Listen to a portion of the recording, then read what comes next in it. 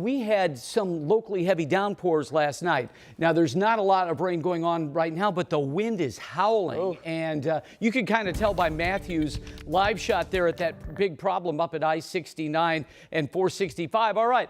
You know what this is, don't you? It's an ice rink, and there's water on it there at Carmel at the Center for Performing Arts, as tomorrow is Wondernacht, and then the Christkindlmarkt will open up this weekend. And you can see now we've got some more very light rain hitting our lens there in Carmel. So there's still a little bit of moisture, even though it's very difficult to pick up by radar. Most of the lion's share of the heavier rain is now in the process of moving out of the state from Mount Pleasant to Newcastle, from Winchester all the way down to Richmond and Liberty. And speaking of Richmond, the winds there just a few minutes ago were clocked at 30 miles per hour.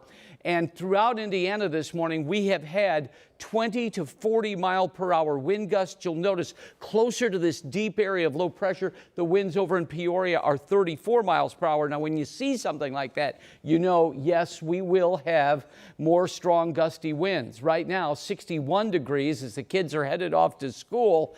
The temperatures will go up. And I want you to really enjoy this one, folks, because at 68, this is going to be perhaps the warmest day that we will see. Could it be for the rest of the year? I'm not ready to put my, my stamp on that, but it certainly is possible. And certainly for the next week, we won't see anything like this. And in fact, as you head out the door today, keep in mind that we will get up to 68, those wind gusts from 20 to 40 miles per hour, and we will experience a huge drop by Thursday. In fact, as we go into later today, notice the wind shifting from the southwest to the west-southwest. It may be 6 o'clock before these winds start to die out, and then the temperatures will drop. But still, let's say 8 o'clock tonight, if you're headed to the Christmas Nights of Lights, that is still at 55, warmer than the average high. Now, today, as our rain moves to the east, storms and the best chance for flash flooding, Florida, Mississippi, Alabama today, as there's some moisture associated with the remnants of Sarah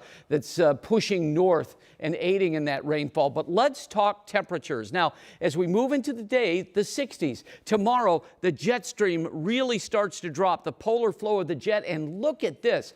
By Thursday morning, we will have wind chills in the teens and 20s and a high of only 38 degrees.